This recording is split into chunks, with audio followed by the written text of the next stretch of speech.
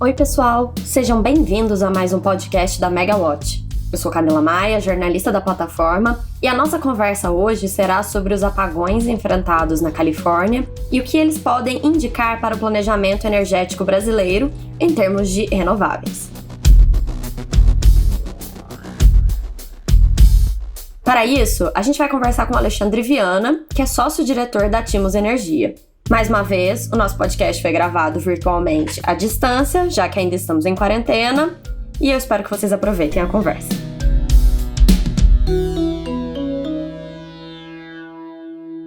Oi, Alexandre, tudo bem? Tudo, e você, Camila?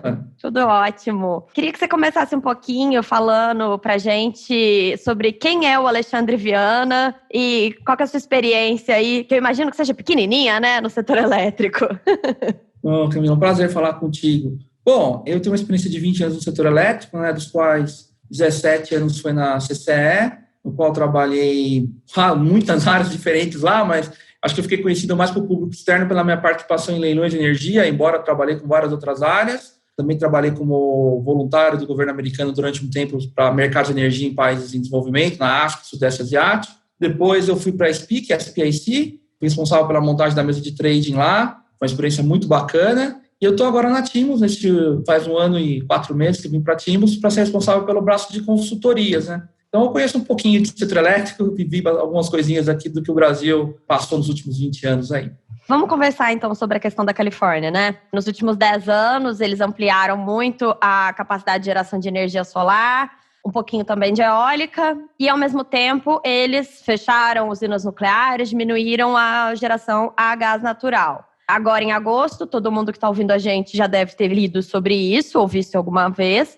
As temperaturas dispararam, o sistema local não aguentou e estão rolando alguns apagões. Queria saber, na sua opinião, se a gente pode falar com base nisso que a Califórnia planejou mal o sistema deles para picos de demanda durante esse processo de transição para energia renovável. Essa pergunta é ótima, porque ela foge daquele lugar comum do A ou B, C ou D, a gente tem que analisar a questão com mais profundidade. Eu concordo com você, no sentido que talvez a Califórnia, a questão não foi colocar muitas renováveis no grid, que essa é uma coisa que as pessoas estão falando. Na verdade, foi talvez planejar mal essa transição de colocar baterias no sistema ou, eventualmente, deixar térmicas menos poluentes para fazer alguns tipos de serviços necessários para manter a estabilidade do grid. A Califórnia sempre contou com a importação de energia dos estados vizinhos. E como o grid nos Estados Unidos não é tão interligado como o brasileiro, e lá cada mercado é quase que independente um do outro, não é igual o nosso sistema interligado nacional, que é como se fosse um grande condomínio, onde você tem um flow muito rápido de energia, né, de um sistema para o outro, lá você não tem isso. Então, o que a gente vê no caso da Califórnia, eu concordo com a sua afirmação, com a sua pergunta, no sentido de que eles foram não tão rápidos em colocar renováveis, mas também não foram prudentes em colocar baterias na quantidade correta ou de deixar algumas térmicas relevantes para o sistema para dar confiabilidade. Acho que esse foi o problema.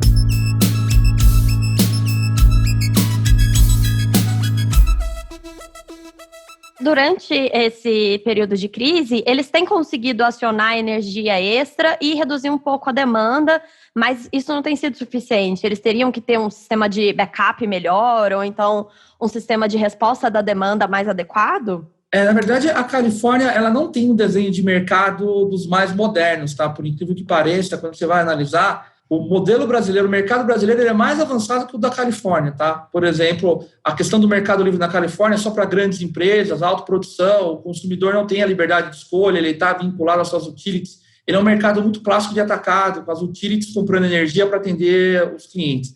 Então, por exemplo, a resposta à demanda lá não é tão avançada quanto poderia ser. Às vezes é surpreendente, no caso dos Estados Unidos, que geralmente é vanguardista em termos de mercado, mas a Califórnia não é nesse sentido. Ela não tem um sistema de resposta à demanda adequado.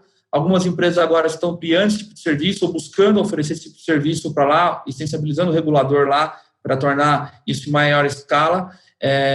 Baterias também, paradoxalmente, outros lugares do mundo já têm um sistema de baterias para apoiar no grid mais moderno que a Califórnia, onde você tem fabricantes de bateria, né?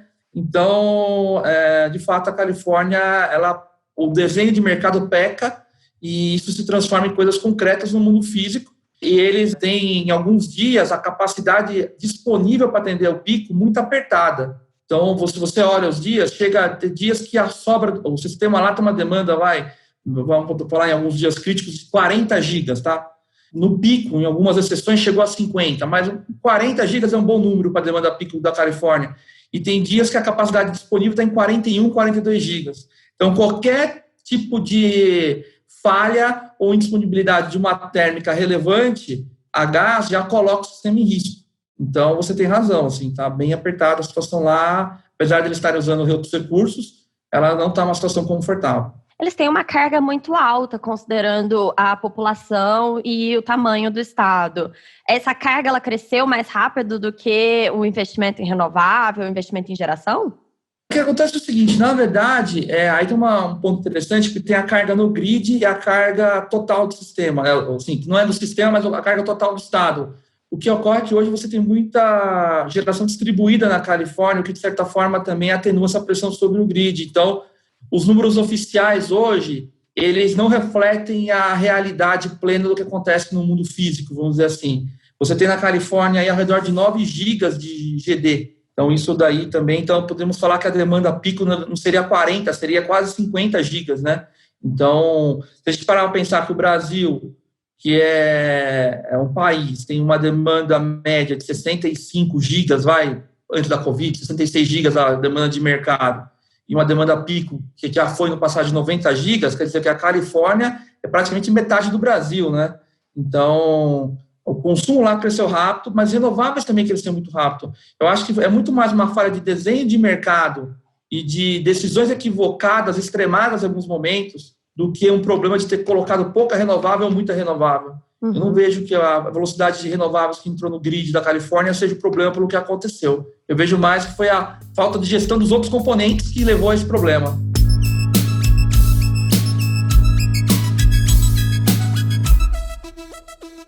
Como que o operador ali da Califórnia poderia lidar com aquela tal da curva do pato, considerando esse aumento expressivo da carga? Eu adoro o termo da curva do pato. Eu acho que é inevitável esse tipo de situação no sistema, né? É uma tendência não só da Califórnia, talvez foram pioneiros, mas mundial. Por questão econômica mesmo, e analisando só a energia elétrica e não os outros serviços do sistema, a solar é a grande vencedora da transição tecnológica, né? Então, você vai ter uma grande inserção de solar em nível mundial.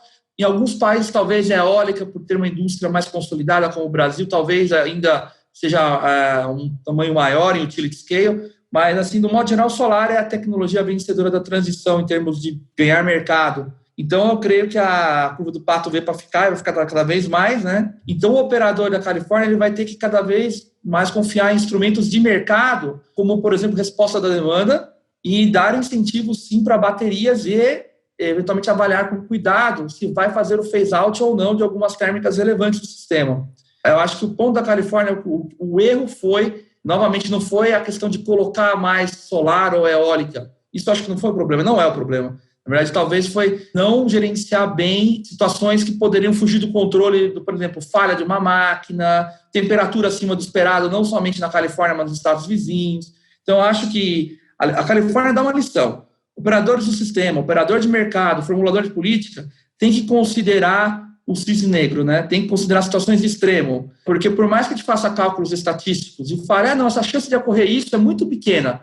Quando ela ocorre, a sociedade esquece de tudo que foi feito e fala, tá vendo, aconteceu isso. Então, eu acho que esse é o ponto que a gente tem que ter sempre em análise. No caso da Califórnia, eu acho que eles talvez não foram tão prudentes no resto, não na questão das renováveis, mas no resto. Uhum. Então, talvez algumas térmicas, baterias e resposta à demanda seriam as soluções para o caso da Califórnia.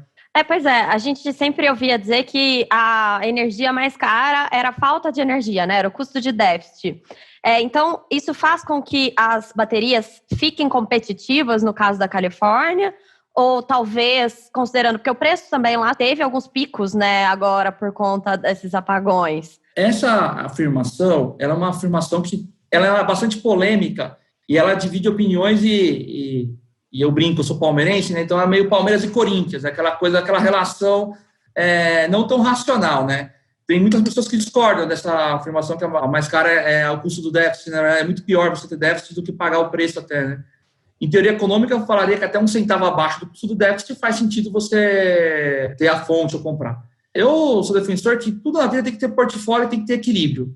Então, assim, eu acho que também não faz sentido você ter um sistema tão robusto, tão robusto, tão robusto, que ele é tão caro que ele fica impagável ou é muito oneroso para o consumidor. Então, você tem que ter um ponto de equilíbrio. Mas o fato concreto é que no Brasil, Estados Unidos, na Europa, na Austrália, a energia elétrica é sempre uma questão muito sensível, porque a sociedade não tem um substituto perfeito para a energia elétrica, e ele é essencial para a vida moderna. Então, faltou energia elétrica, as pessoas esquecem instantaneamente que, às vezes, aquela conta foi feita, que foi um sistema previsto, sim, para algumas situações de blackout ou de racionamento ou de menor oferta.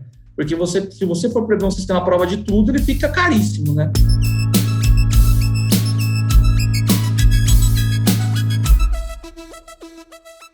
E, Alexandre, a gente está falando da Califórnia, mas o Brasil tem uma matriz energética mais limpa do que a deles. E a gente está investindo cada vez mais em energia solar, geração distribuída e eólica, né? Já é uma realidade, já tem uma fatia bem relevante, que são fontes não despacháveis. A gente corre o risco de enfrentar uma situação semelhante em algum momento? Eu não vejo isso acontecendo no Brasil no curto prazo, assim, até no médio prazo.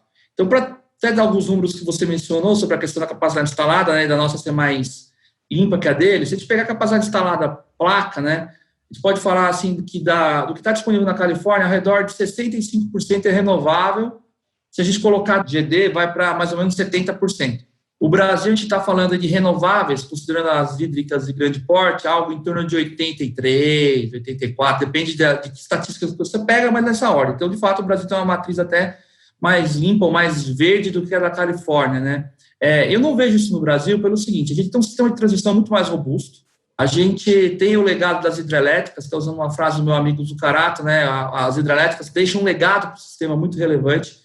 Então, as grandes hidrelétricas que foram construídas aí nos anos 70, 80 e até o começo dos 90, elas ajudam em muito, né? As que têm reservatório nesse processo de dar maior confiabilidade para o sistema e atender picos. E eu vejo assim que no curto prazo, até 2024, 2025, que é o horizonte que a gente analisa, que o INESC faz o balanço de potência com maior detalhe, que a gente vê os dados públicos, a gente não vê problemas. Talvez, e não vai ser o caso brasileiro, porque a gente vai tomar medidas, mas para frente é óbvio, se o consumo crescer e tudo mais, em 26 e 27 você tem, até o PDE 2030 indica que depois de 26 você teria, mas é normal, porque a longo prazo você tem tempo para comprar essa capacidade de ponta, se for necessário, ou outros serviços. Então, eu creio que o Brasil não deve enfrentar o problema. Acho que o ponto de atenção para o Brasil mais seria quando for fazer o phase-out, ou seja, desligar algumas térmicas, tomar alguns cuidados. Eventualmente, algumas, elas não são certamente competitivas em ponto de vista energético, mas para questões elétricas, pode ser que faça sentido deixar assim algumas no sistema por mais um tempo, enquanto a transição energética é feita, até baterias serem competitivas. Eu até estava com um número aqui, por exemplo, na Austrália foi feito um banco de baterias, que é muito famoso, que é o de Hornsdale, e foi feito com essa visão de dar capacidade para o sistema, porque tinha blackouts também na Austrália, em algumas regiões, né? E é um banco de 100 mega, ele custou ao redor de 100 milhões de dólares, então estamos falando de $1 milhão, isso foi em 2018 ou 2019, então é um número bom e atualizado. Então, estamos falando de $1 milhão por mega, André, R$5.500 por quilowatt instalado de bateria, equivalente, né? Ainda é um número caro, se a gente parar para pensar, para o Brasil, mas para a realidade da Califórnia pode fazer sentido sim, porque é um estado muito rico e não ter energia em alguns momentos lá pode significar não produzir, né? E aí o impacto pode ser muito maior para a economia.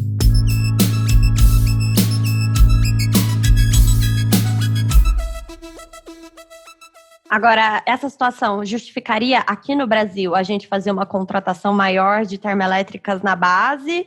Ou a gente consegue fazer uma gestão com o portfólio existente, combinando baterias? Porque tem uma complementariedade entre as fontes, né? Apesar de serem fontes não despacháveis, a eólica e a solar aqui no Brasil, elas têm um perfil de complementar. Eu acho que sua pergunta foi muito boa, porque assim, eu, como ex-trader, né, e gosto muito de trading, a gente aprende sempre a fazer portfólios. É uma coisa que eu gosto até hoje, eu sempre fico acompanhando aí o mercado, você tem que fazer portfólio, né? E é justamente isso, você calcula risco, retorno, aí tem a teoria de Markowitz, de portfólio eficiente, uma série de coisas, mas você tem que fazer portfólio. A gente tem um portfólio muito interessante no Brasil, que pode ser bem explorado. Sobre a questão de térmica de base para dar confiabilidade, na verdade é assim, eu vejo que térmica na base pode ser importante? Pode. No curto prazo, a gente vai precisar para esse horizonte de 2020 a 2025? Não dá para afirmar categoricamente que não, mas eu vejo um pouco indício, porque a gente está com um sistema bem equilibrado nos próximos anos. Analisando mais para frente, eu acho assim, que térmica de base você tem que ver mais um contexto de política energética como um todo nacional. Ou seja, eu quero viabilizar e vou utilizar o setor elétrico para isso. Isso é polêmico também, mas pode ser uma decisão de país. Agora, do ponto de vista de energia elétrica, planejamento energético do setor elétrico, eu acho que quando você fala de confiabilidade de ponta, você precisa de térmicas de partida rápida. Ou até você pode ter térmicas a gás, mas assim, tem que andar no sistema do portfólio. Então, eu concordo contigo. Portfólio é bem interessante. Portfólio de solar, eólica e bateria é interessante. Bateria no Brasil talvez ainda não é competitiva o suficiente, mas vai ser, eu creio que em algum momento. Então, eu sou da seguinte teoria, Camila. A gente tem que usar tudo que a gente tem à nossa disposição e, sim, testar isso e fazer portfólios. Então, eu não descartaria totalmente de comprar térmica no momento, por exemplo, para estar na base, mas eu acho que não para o problema de confiabilidade do sistema agora. Eu acho que mais para frente, se o mercado crescer, você vai precisar. Mas se o mercado também não crescer, talvez você não compre, né?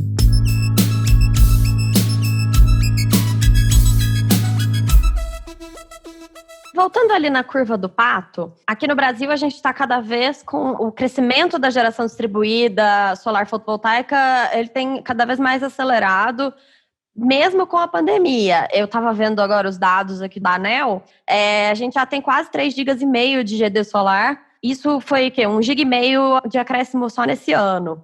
A gente tem risco de ter esse mesmo problema da curva do pato aqui por conta desse crescimento acelerado? Sua pergunta é ótima porque isso tem muito a ver com o preço horário também, né? Que é outra coisa que vai entrar agora, comercialmente falando, ano que vem. Eu acho que demora um pouco para a gente ter esse problema de formar esse shape do pato aqui, mas já vai ter impacto, tá? Eu creio que um shape igual a curva do pato no Brasil, estamos falando aí que eu teria que reduzir talvez a minha demanda pico no verão. Hoje ela está de 90 gigas às 3 da tarde. Estamos falando que ela teria que cair para algo em torno, talvez, de 50, 60 gigas. Fazendo conta de cabeça que teria que fazer ela bonitinha para não dar um número errado, mas estamos falando aí que teria que ter um crescimento talvez de 10 vezes o número aí de... Então, para ter o formato bonitinho do pato, né? Aquele formato clássico que a gente vê. Então, eu acho que, assim, vai ter impacto na curva, tá? O impacto ele vai acontecer. Não sei se vai ser igual ao do pato, eu acho que não é tão provável, mas que vai ter um impacto, sim. E o preço horário vai dar um estímulo econômico no primeiro momento para a fonte solar, porque é o momento que o preço vai estar mais alto, onde ela vai estar gerando, né?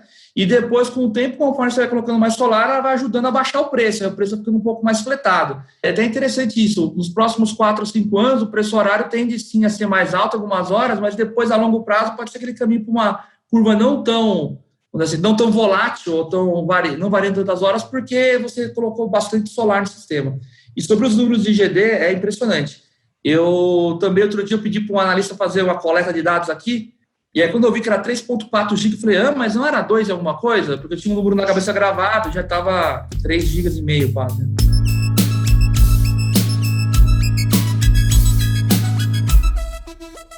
Alexandre, para a gente finalizar, então, que tipo de aprendizado que o ONS pode ter com os operadores nos Estados Unidos, principalmente o operador da Califórnia, né, em relação às medidas que eles estão tomando lá para garantir o abastecimento de energia durante essa onda de calor? Olha, eu vou fazer um comentário que pode parecer chapa branca, mas não é, tá? Eu vou fazer uma brincadeira, uma provocação nacionalista. Eu acho que, nesse caso, a Califórnia tem mais a aprender com o Brasil em termos de operação do sistema do que a gente com ele. Pegando, assim, lições, né? Sempre a gente aprende com as pessoas, coisas, para a gente não repetir. Eu acho que a questão do phase-out, eu acho que é bem relevante, porque assim, a gente tem um portfólio bem interessante no Brasil. A gente tem uma matriz mais verde do que a da Califórnia, tem hidrelétrica, tem eólica com solar que tem um perfil interessante, temos térmicas, sim, mas não é uma quantidade que eu acho adequada para o sistema brasileiro, eu acho que não é demais, né? Você está falando de um percentual inferior a 20% da matriz que é de termoelétricas fósseis. Então, eu acho que a lição que a gente pode aprender é que, conforme a carga for crescendo, que a gente espera que ela volte a crescer, que o Brasil volte a crescer, que a economia volte a crescer, que a gente seja prudente no momento da transição. Eu acho que essa é a lição que a gente pode pegar, porque eletricamente algumas térmicas eu acho que elas vão ser relevantes no futuro. Então, talvez você não sair desligando simplesmente, porque agora vou desligar. Talvez você considerar os recursos de forma adequada é interessante. E eu acho que o Brasil tem uma vantagem que o sistema de transmissão nosso é bem robusto. Lógico que está melhorando. Mas a principal lição durante essa fase de transição, não ficar acanhado de colocar renovável porque vai acontecer o que aconteceu lá. Não é esse o problema. É simplesmente fazer o agenciamento correto das térmicas que existem, da transmissão e, eventualmente, de inserção de bateria. Eu acho que essa seria, vamos dizer, a visão para o Brasil, e aí seria para um horizonte mais além do que 24, tá? Eu acho que o cuidado é não deixar que os projetos sejam descomissionados, mas até 24, 25 o Brasil não teria problemas, na minha forma. Essa é a minha forma que eu enxergo.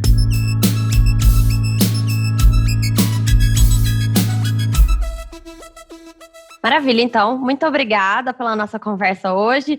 E eu espero que da próxima vez que você participar do nosso MegaCast, a gente possa se encontrar pessoalmente, todo mundo com vacina, sem pandemia. Ótimo. Tomar um café, a gente toma um café. Sem máscara, né? Sem se preocupar com isso. Espero que essa vacina venha nos próximos 2 ou 3 meses. Mas se não vier, a gente fala com outro assunto interessante. Quando vocês convidarem, vai ser um prazer falar com vocês novamente. Claro. Se não vier, a gente continua conversando virtualmente. Dá um jeito. Obrigada. Eu que agradeço.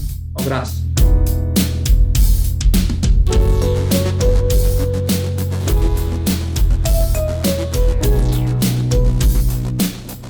Bom, pessoal, esse foi o nosso podcast de hoje. Espero que tenham aproveitado.